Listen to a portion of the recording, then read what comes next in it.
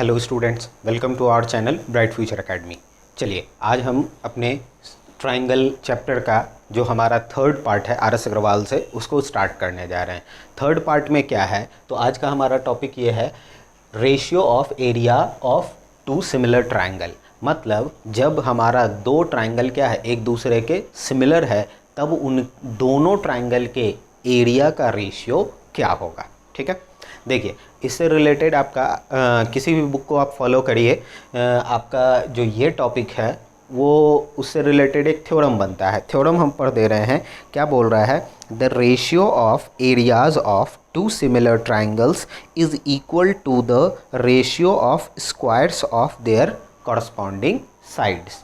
मतलब क्या है कि जब दो ट्राइंगल अगर सिमिलर है एक दूसरे के, ठीक है, तो उनके जो एरिया का रेशियो होगा वो क्या होगा, कॉरस्पॉन्डिंग साइड्स के स्क्वायर के रेशियो के बराबर आएगा। अब जो बात अभी हम बोले उसको हम थोड़ा लिख के आपको समझा देते हैं। देखिए मान लेते हैं, आप ऐसे समझिए कि ये हमारा एक ट्राइंगल है ए बी सी और ये दूसरा ट्राइंगल है हमारा डी ई एफ। ठीक है, ये हमारा दो ट्राइंगल मिल गया हमको। अब ज़रा एक चीज़ आप गौर करिए, क्या बोल रहा है कि अगर ये दोनों ट्राइंगल क्या है एक दूसरे के सिमिलर है, मतलब गिवन यहाँ पे क्या है कि triangle A B C is similar to triangle D E F. ठीक है, ये दोनों ट्राइंगल एक दूसरे के यहाँ पे सिमिलर है। अब जब सिमिलर है तो आप गौर करिए, ये हमारा एंगल ए एंगल डी के बराबर होगा, एंगल बी एंगल सी के बराबर होगा और एंगल बी एंगल ई के बराबर और एंगल सी एंगल एफ के बराबर। ठीक है, अब जरा आप एक चीज़ यहाँ पे देखिए, कॉरस्पॉन्डिंग साइड्स का रेशियो बराबर होगा, ये आप जानते हैं, वो सारा कुछ हम लिखेंगे यहाँ पे। हमको लाना क्या है कि जब दो ट्राइंगल हमारा सिमिलर है तो इन दोनों का जो एरिया, टू प्रूव यहाँ लिखते हैं, क्या प्रूव करना है कि जब दोनों ट्राइंगल सिमिलर है तो area of triangle A B C, ये देखिए इस छोटा में लिखे हैं ए आर, ये क्लास 9 में भी आप पढ़ चुके होंगे। तो area of triangle A B C divided by area of triangle D E F जो होगा वो क्या होगा, कॉरस्पॉन्डिंग साइड्स के स्क्वायर के रेशियो। नॉर्मल हमारा कॉरस्पॉन्डिंग साइड का रेशियो लिखा था तो कैसे लिखा था, A B by D E. तो यहाँ स्क्वायर का रेशियो मतलब A B square by D E square, फिर B C square by E F square, B C square by E F square होगा ना। यहाँ इसको ठीक से लिख दे रहे, ई एफ स्क्वायर। अच्छा, फिर A C square by D F square, है ना, ये हमारा इस तरीके से होगा। ठीक है, अब चलिए एक चीज़ हम आते हैं यहाँ पे, ये हमारा प्रूव करना है। ठीक, अब चलिए एक चीज़ जो इसमें हमारा कंस्ट्रक्शन क्या होगा। नॉर्मल आप जानते हैं कि ट्राइंगल का एरिया क्या होता है, half into base into height. तो चलिए एक चीज़ कि अगर हम इसको बेस लेंगे तो इस पर कोई ना कोई परपेंडिकुलर ड्रॉ होगा, वही तो हाइट कहलाएगा। तो हम चलिए उसको ड्रॉ करते हैं। मान लेते हैं ये हमारा परपेंडिकुलर हुआ, ये P नाम दे दिया। ठीक है, और उसके बाद यहाँ नाम दे रहे हैं परपेंडिकुलर, इसका नाम क्या हो गया, Q नाम हो गया। ठीक है, ये कंस्ट्रक्शन में आपको लिखना होगा, कंस्ट्रक्शन पार्ट में जाएगा, क्या होगा कि draw A P perpendicular on B C and D Q perpendicular on E F. ठीक है, समझ में आई बात। अब चलिए आगे बढ़ते हैं, ध्यान दीजिए। इस तरीके से अगर ये है तो आप ज़रा एक चीज़ गौर करिए, हम ये बोल सकते हैं ना कि इस ट्राइंगल का एरिया, ठीक है, area of triangle A B C क्या हो जाएगा, हाफ इंटू बेस क्या है बी सी और हाइट क्या है इसका ए पी हाइट होगा। अच्छा, उसके बाद हमको बाई में area of triangle D E F निकालना है ना, तो देखिए डिवाइडेड बाई, इसी में डिवाइड कर दे रहे हैं। ठीक है, या आप चाहें तो अलग से, चलिए हम अलग से निकाल देते हैं, फिर एक बार बाई में कर लेंगे। एरिया ऑफ ट्राइंगल अगर वहाँ डी ई एफ करते हैं, डी ई एफ करेंगे तो यहाँ क्या हो जाएगा, हाफ, बेस कहाँ गया ई एफ, बेस हमारा ई एफ और हाइट क्या हो जाएगा डी क्यू। ठीक है, अब जब इन दोनों का रेशियो निकालेंगे तो ऐसे देखिए, area of triangle A B C divided by area of triangle D E F. ठीक है, ये और जब इतना बाई इतना करेंगे तो ये हाफ हाफ कैंसिल हो जाएगा, क्या बचेगा, B C into A P by E F into D Q.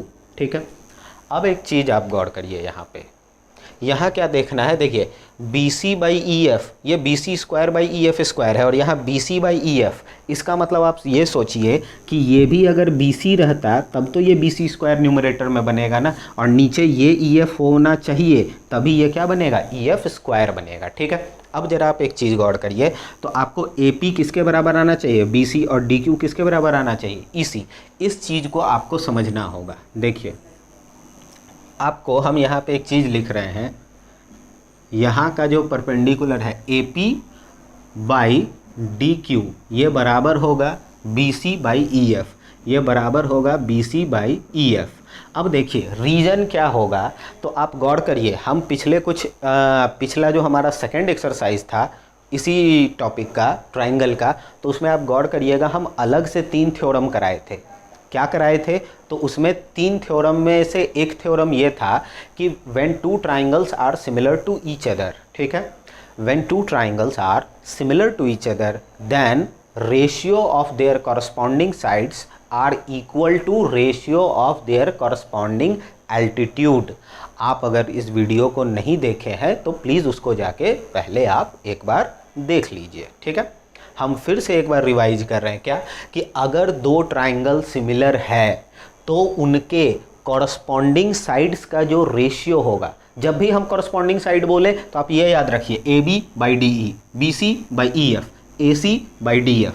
समझ में आ गई बात, बस इतना ही है। ठीक है, तो कॉरस्पॉन्डिंग साइड्स का जो रेशियो होगा वो उसके कॉरस्पॉन्डिंग एल्टीट्यूड के रेशियो के बराबर, कॉरस्पॉन्डिंग एल्टीट्यूड मतलब ए पी और डी क्यू, और उसका रेशियो क्या हो जाएगा, ए पी बाई डी क्यू के बराबर हो जाएगा। ठीक है, तब उस हिसाब से ये हम इसके बराबर ले लिए। यहाँ आपको ये रीजन ज़रूर देना है, यहाँ पे ये रीजन क्या होगा कि when two triangles are similar, हम यहाँ लिख दे रहे हैं, याद रखिएगा, व्हेन टू ट्राइंगल्स, ये ट्राइंगल का फिगर बनाया है ऐसा, when two triangles are similar then ratio of their corresponding sides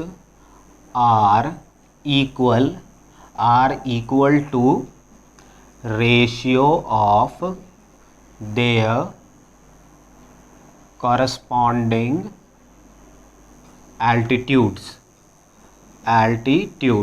ये थोड़ा छोटा लिखे हैं, इसको आप पढ़ लीजिएगा, ऐसे हम लिखते समय पढ़े हैं, एक बार और बता दे रहे हैं। When the two triangles are similar then ratio of their corresponding sides are equal to ratio of their corresponding altitudes. मतलब ये कि जब 2 ट्राइंगल एक दूसरे के सिमिलर है तो उनके कॉरस्पॉन्डिंग साइड्स का जो रेशियो होगा वही उनके कॉरस्पॉन्डिंग एल्टीट्यूड के रेशियो के इक्वल होगा। ठीक है, चलिए, तो इस हिसाब से हम A P by D Q के जगह B C by E F, तो देखिए ये A P by D Q है ना, तो चलिए इसी को हम आगे लेके चलते हैं, या यहाँ सॉल्व कर दे रहे हैं। ये देखिए area of triangle A B C divided by area of triangle D E F, ठीक है, is equal to B C by E F, ये पहले से रहने दे रहे हैं, और A P by D Q, इसका वैल्यू क्या आ गया, B C by E F, यानी ये इक्वल किसके हो जाएगा, यहाँ नहीं तो नीचे लिख लीजिए क्या हो जाएगा, ये B C square by E F square. ठीक है, अब चलिए आप यहाँ पे सवाल उठा सकते हैं, स्टूडेंट्स बोल सकते हैं कि सर ये तो सिर्फ इसके बराबर आया। ठीक है, तो ये इसके बराबर कब आया, जब हम एल्टीट्यूड बी सी पे बनाए थे तब ना।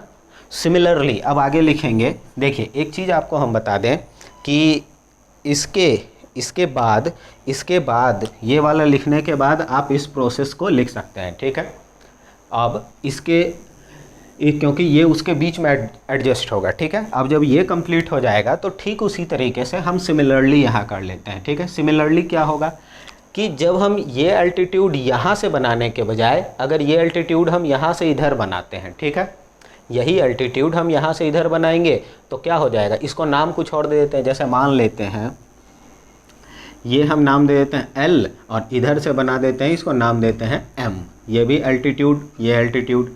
तो जब काम वही है तो रिज़ल्ट भी वही आएगा। मतलब जब इसका एरिया निकालेंगे, इसमें निकालेंगे area of triangle A B C divided by area of triangle D E F, तो क्या आएगा, ये हमारा आ जाएगा क्या, A C square by D F square. AC square by DF square. समझ में आई बात? ठीक। हालांकि अल्टीट्यूड बाद में जैसे ये और ये हट गया था वैसे ही अल्टीट्यूड भी हट जाएगा। ठीक है, एक बार और जब इधर से करेंगे, अगर इधर से, हालांकि देखिए आपको तीनों करने का ज़रूरत नहीं है। ठीक है, आप एक करिए, बाकी को सिमिलरली दिखाइए, आपको बेहतर तरीके से समझ आए, इसलिए हम इसको कंप्लीट कर रहे हैं। एक बार और, ये जाएगा area of triangle ABC divided by area of triangle DEF। तो ये किसके बराबर हो जाएगा? इधर AB square by DE square, AB square by DE square होगा ना। इस तरीके से ये हमारा क्या हुआ? आप देखिए कि सब का, इसका LHS हो गया, इसका तीनों LHS आपस में बराबर, इसका मतलब तीनों LHS के साथ साथ तीनों का RHS भी आपस में क्या होगा? इक्वल।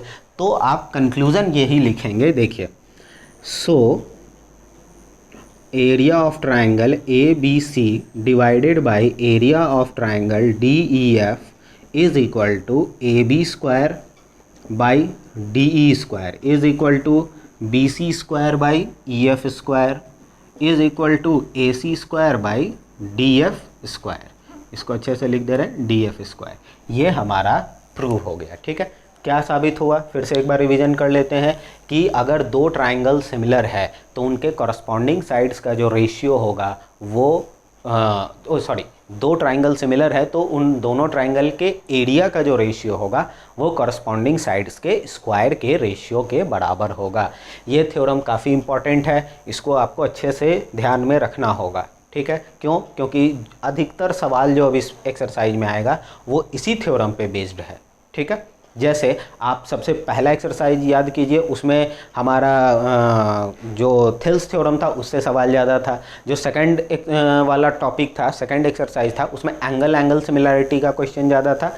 ठीक वैसे ही कुछ एक थ्योरम ऐसे होते हैं जिससे रिलेटेड क्वेश्चन आपको ज़्यादा मिलता है। ठीक है।